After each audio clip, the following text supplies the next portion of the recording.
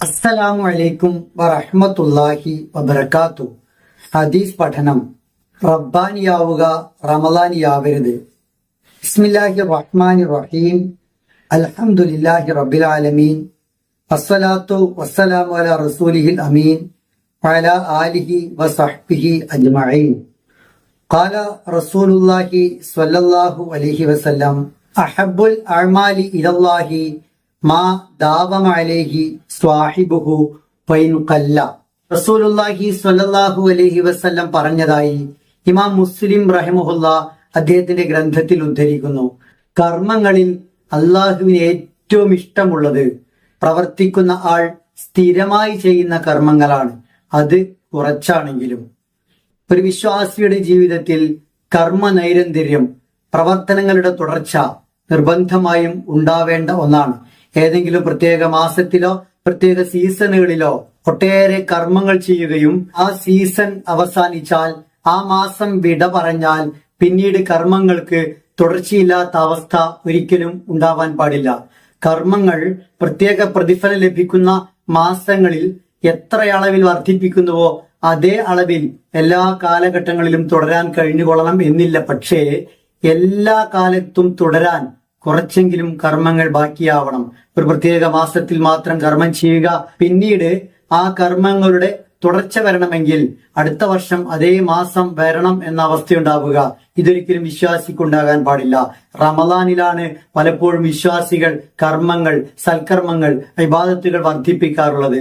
ചില ഇബാദത്തുകളാകട്ടെ റമളാനിൽ മാത്രം ചെയ്യുന്നവയായി ചിലരെങ്കിലും മനസ്സിലാക്കിയിട്ടുണ്ട്. അങ്ങനെയൊന്നില്ല.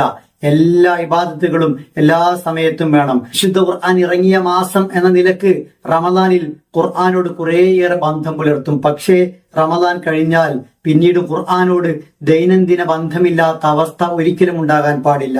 മഹാനായ റസൂലുള്ളാഹി സ്വല്ലല്ലാഹി അലൈഹി വസല്ലം പറഞ്ഞു, അൻ ആയിഷ ഉമ്മുൽ മുഅ്മിനീൻ ഖാലത്ത് കാന അഹബ്ബദ്ദീനി ഇലൈഹി മാ ദാവമ അലൈഹി സ്വാഹിബുഹു. അല്ലാഹുവിന് ഏറ്റവും ഇഷ്ടപ്പെട്ട ദീൻ എന്നത് പ്രവർത്തിക്കുന്ന വ്യക്തി സ്ഥിരമായി പ്രവർത്തിക്കുന്ന പ്രവർത്തനങ്ങളാണ്. കണ്ടിന്യൂവേഷൻ, തുടർച്ച എന്നത് പ്രവർത്തനങ്ങളിൽ വളരെ ഗൗരവത്തിൽ പാലിക്കേണ്ട ഒന്നാണ്.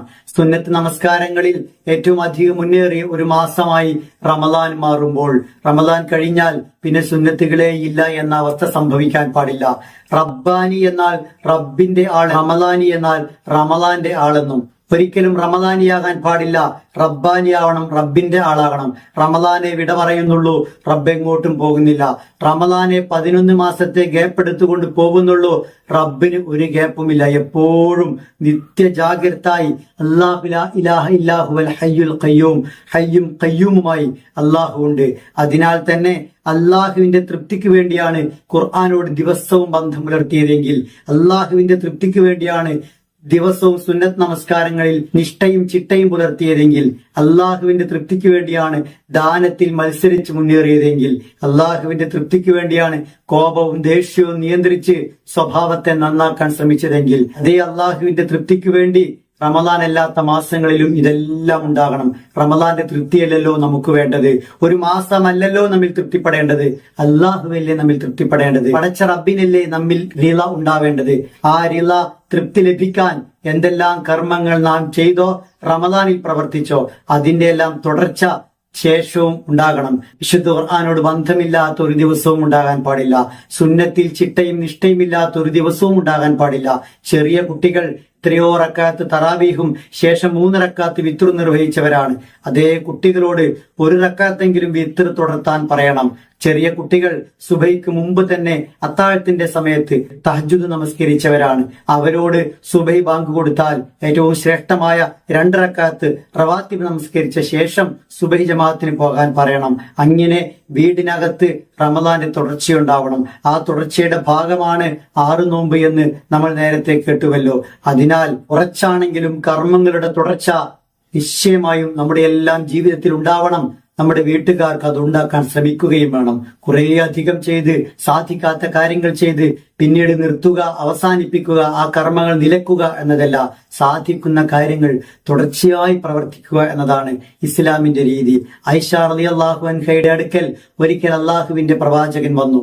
അൻ ആയിഷ അന്ന നബിയ സല്ലല്ലാഹു അലൈഹി വസല്ലം ദഖല അലൈഹ വഇൻദഹ ഇംറഅത്തുൻ ഖാല മൻ ഹാദിഹി ഖാലത്ത് ഫുലാനത്തുൻ തുദ്കറു മിൻ സലാത്തിഹാ ഖാല മഹ് അലൈക്കും ബിമാ തുതീഖൂൻ ഫവല്ലാഹി ലാ യമല്ലുല്ലാഹ് ഹത്താ തമല്ലു വകാന അഹബ്ബദ്ദീനി ഇലൈഹി മാ ദാവമ അലൈഹി സ്വാഹിബുഹു.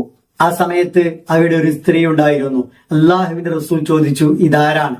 ആയിഷ റളിയല്ലാഹു അൻഹ പറഞ്ഞു, ധാരാളം നമസ്കരിക്കുന്ന, നമസ്കാരത്തെ കുറിച്ച് ആളുകൾ പുകഴ്ത്തി പറയുന്ന സ്ത്രീയാണിവർ.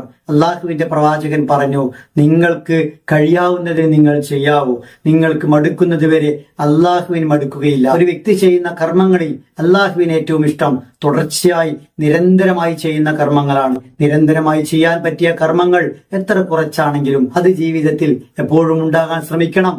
ആ സ്വഭാവം മക്കൾക്കും കുടുംബത്തിനും ഒക്കെ ഉണ്ടാക്കണം. അല്ലാഹു സുബ്ഹാനഹു വ തആല ദീനിൽ പടച്ചവന് ഏറ്റവും ഇഷ്ടപ്പെട്ട കർമ്മനൈരന്തര്യം ജീവിതത്തിൽ മുറുകെ പിടിക്കാൻ നമ്മളെല്ലാം അനുഗ്രഹിക്കുമാറാവട്ടെ.